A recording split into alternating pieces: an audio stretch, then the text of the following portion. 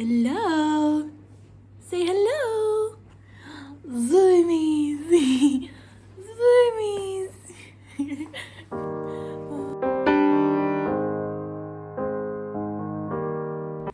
Hello and welcome to my YouTube channel. So this video is going to be my May reading wrap up. Excited to film this because it is the biggest reading month I've ever had in my whole life. So I'm very excited about that. Altogether, I have read 19 books, I think. No, 21. Somewhere around there, about 20, which is so cool to say. I did 8 on my Kindle and then the rest are hard copy books. So I'll go through my Kindle reads first. I've just glitched. So I had, seriously, I need to look. Oh yeah, so I read the Mind F series, which is 5 books altogether, but it's sort of like just one big book cut up into 5 little sections because each of the books is only about 100 to 150 pages long and they all follow on directly from the last one. So it's sort of just like one big book, to be honest, just cut up into little chunks. But they're so easy to read, so quick. I think I read all 5 of them in like 3 or 4 days, so they're super easy reads. Overall, I rated the whole series a 4.5. There were a couple of books that, I think there was one book that I rated 5 stars and then the rest were probably around like 4 to 4.25-ish. And I really loved the series, but the way the last book ended, I just wasn't that much of a fan. So I was like, oh, that takes it a little bit away. But yeah, that's the first couple books I read this month. If you're not sure what that series is about, it's about Lana and Logan. It follows their love story. Lana is a serial killer and Logan is the FBI agent in charge of her case. So it's really interesting dynamics because she knows that he's following her case and he has no idea that she's a serial killer. So it's very interesting. The next books I read were The Serpent and the Wings of the Night series. It's a duology and then there's a novella in between the 2 books. So I'll talk about the novella first. It's called Six Scorched Roses. I rated this one a 3.75, which I really loved it, but if it was a standalone book, I probably wouldn't have liked it that much because it was really short. It felt a little bit like it didn't go super in depth about the characters or like the plotline or the world or anything, because it was sort of just adding context ready for the next book, which is what it's meant to do. So as a novella, I really loved it, and it did help understand some of the characters in the last book of the duology. So if you want some extra context, by all means read it, and it's a really cute story. I really liked it, so I recommend it, and it does help understand some of the characters. So okay, and now if we're talking about the duology, the first book is called The Serpent and the Wings of the Night. I rated this one a 5 stars and I really liked it. This story is about oh, what's the main girl's name? I can't even remember.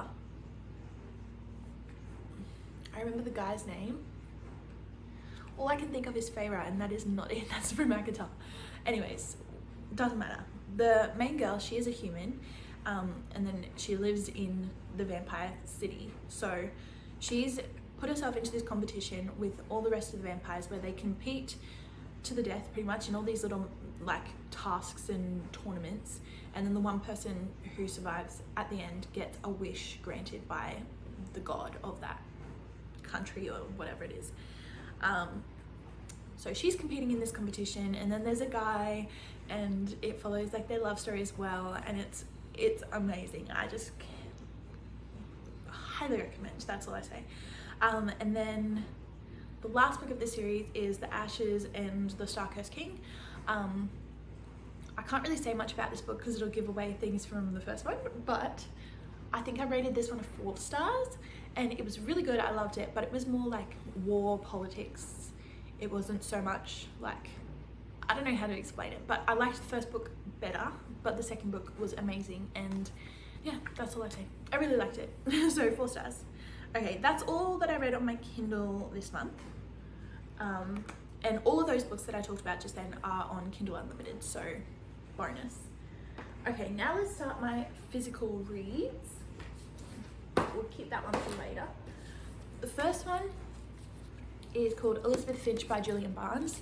This book was recommended to me by my husband, and he said, yeah, you need to read one of my books, like, come on, read it.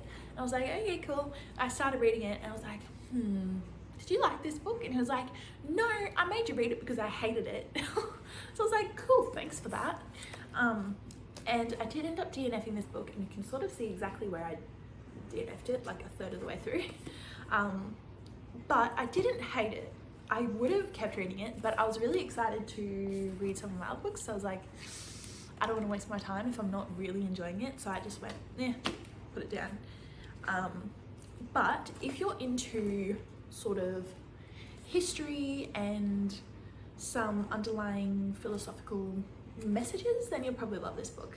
Overall, it follows this man who goes to uni, and he's pretty much in love with his lecturer, and his name is Elizabeth Finch. So he tries to find out stuff about her life, and then it talks about some of her lectures that she did and goes into depth about that. And then the middle section of it, it goes really in depth about misconceptions of history and how it influences our modern society. So it's really interesting, but I just don't really care that much about history. So it didn't really pique my interest. But if you like that, you'll probably love this book, and it's pretty easy to read. It's set out nicely, like the words are, like, it's not one of those really hard to read philosophical, like non-fiction books. It is really easy to read, and it's pretty interesting, but I just didn't want to, so I did it. Okay, next book is Carrie Soto's Zack. This book is 5 stars for me, which I was really shocked about, actually, because it's sort of just a literary fiction, not even literary fiction, it's just a fiction book. There are some hints of romance, which I was like, yes, bonus. And I didn't expect to rate this 5 stars. I thought it would just be like a fun, easy read, and maybe it'd be 4 stars, 3.5, who knows. But 5-star book, I loved it, and I think I'm going to get my mum to read this because I think she'd like it too. Pretty much it follows this girl called Carrie, who is a professional tennis player. The start of the book follows her through her childhood as she learns to play tennis, and then through her professional career. Pretty much she goes into retirement. She had an injury. She was like, all right, peace out, that's enough for me. Until this younger tennis player is about to beat her world record, and she's like, not happening, here I come. So she tries to come back and take the record back. The character development in this book is elite, and I loved it. At the start, probably for the first half of the book, I hated Carrie. I was like, wow, she's entitled, stuck up, like mean, rude. I was like, I don't like her at all, but by the end I was like, yes, I love her, and I was rooting for her the whole way. And all the rest of the characters, like, it was just a really well-developed character cast, or all the characters were really well-developed, and you got to know them really easily, even if you only saw them for like 1 chapter. Else, the chapters are super short, it's super quick to get through. I think I read this in a day, and it has some really good messages of, like, what would you say, perseverance, like resilience, sticking up for yourself, but also being kind and friendly. It sort of touches on societal pressures and views of people, and it also talks a little bit about, like, or it gives me the feeling of like female empowerment a little bit at the end as well. So I really loved it, and I recommend. I'm going to give this to my mum. Next one is The Love Hypothesis. I loved this book as well. This month has actually been really, really good for reading. So I loved this one as well. It is a 4.75 star for me. Didn't quite make 5 stars, and the only reason is it just kept going on about how much taller the main guy Adam was to the main girl Olive, and I was like, I don't really care. So it sort of just sucked me out of the story a little bit, and I was like, I can't give it 5 stars if I didn't like part of it. But it was really good, and I highly recommend the book. So pretty much it follows Olive, who's a PhD student, and Adam, who is like a professor person. I don't know, he's done his PhD and he works at the uni. And it's a fake dating trope where Olive's friend likes a guy that Olive went on a date with, and so she won't date him because she thinks Olive likes him. So pretty much Olive fake dates Adam, who's like this grumpy, mean teacher guy, and then the rest is history. So give that one a go. I love that one. Next is November 9 by Colleen Hoover. This one was amazing as well. When I initially finished this book, and I'm still not sure what to rate this, I initially rated it 5 stars, and then I was like, because I read Carrie Soto's back straight after this one and I liked it more than this one, so I was like, how can this be 5 stars if I liked that one more? But they are different genres. I don't know, I think I will give it a 4.5, but that is tentative, I don't know. So this story follows Fallon and Ben. Fallon has had something traumatic happen to her, and then on that same day she meets Ben like 2 years later, something like that, and he's like a really funny, easygoing guy. He helps her get her self-confidence back and see herself as like valued and deserving of love. She moves pretty much away from him, so they're like, well, if you're moving, how about we just meet up once a year just to see each other again. So it's a very cute story. I didn't think I would like it going into it because I felt like it would sort of be repetitive, like they meet once a year, how is that going to develop a relationship? But you really do fall in love with the characters, and it's got wild plot twists, and yes, but it also has really good messages about like self-worth and what's the word, like valuing yourself, self-esteem, that's the word, which I really liked, and it's very cute. Highly recommend.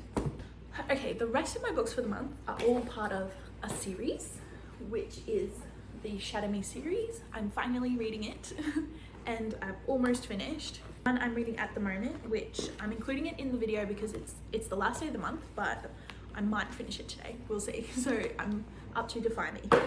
After that, there's only one novella, 2 novellas, and then 1 actual book left. So the rest of these, we've got Shatter Me, Unite Me With It, which is a book of 2 novellas, Unravel Me, Ignite Me, Restore Me, and Find Me, which has 2 novellas as well. As a whole, I think the whole series so far for me is going to be like a 4-star series. I really like it, but there's just some things that I can't overlook to give it 5 stars. I just can't. So far, 4-star series. I'll talk about the first book because I don't want to spoil any of the stuff that happens in the first book by talking about the next books, if that makes sense. So the first book, Shatter Me, it follows Juliet, this superpower of if she touches anyone, then they die. Pretty much like sucks the life out of them. She touches them and they can't get away from her, so they die. So she's been locked up in this mental asylum. She's been put in there by her parents, and she's low-key depressed. She writes in her journal. Then one day this guy is put into her cell, and she realizes that she knows him from back in the day, from childhood. And so I don't know how much I can say, but pretty much they get out of the asylum, and then they are in this other place. And there's all these new characters that you meet, and you start figuring out Juliet's superpower a little bit more. And then there's a love story, except I will say the love story from the first book is not the one from the whole series, and it falls flat, which I suppose it's supposed to because you're not rooting for those 2 characters. There's some things I don't love about the series, and I can't tell if I love or hate the writing style of it. It's sort of written in like a poetic sort of style, like with lots of metaphors, lots of similes, that sort of thing, which is really pretty, but sometimes it gets a little bit much. But I also think it has a good like link to how Juliet's brain is, because it's written in her point of view. So it's sort of shows you how she thinks. Like she doesn't really think normally because she's in her own head for so long in the mental asylum. So I feel like that's sort of good. And as you go on, it gets less like that with the writing, and you get other characters' point of views, and then the storyline develops, I'll say that. But yeah, so that is all the books I've read this month. Now I'm going to talk just quickly about the books I'm hoping to read next month in June. We're actually moving house. I won't show you that side because there's just boxes everywhere and it's filthy, but we're actually moving house, and so all my physical TBR is in one big box, which has helped me see all my books that I have. And while we're driving and moving and all of that, I'm probably going to be reading a lot on my Kindle.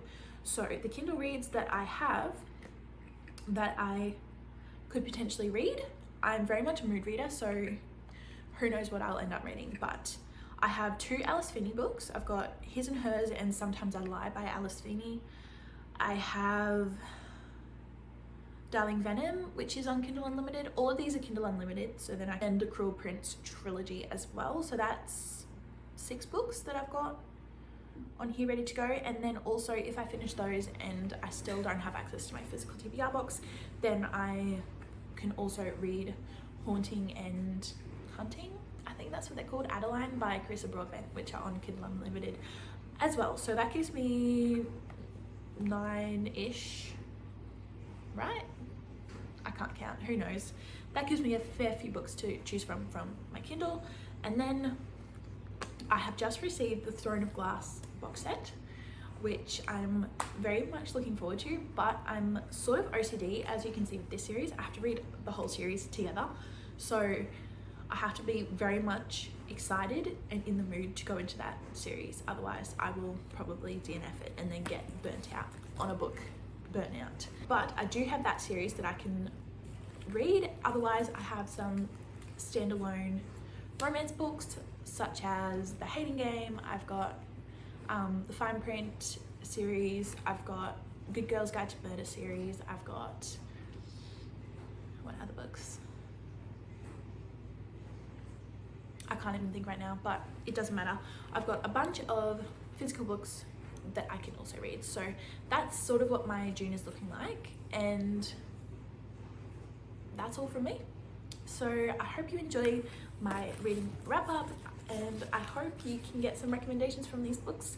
I know a lot of them are sort of like old, like everyone talked about them last year, but that is because I only just got on BookTube and BookTok like at the start of this year. So my TBR is so full of books from last year and books from this year that I really have to catch up on. So it's lucky I read so much this month, because I crossed a lot off my TBR. And said, I hope you guys have a good day and catch you later.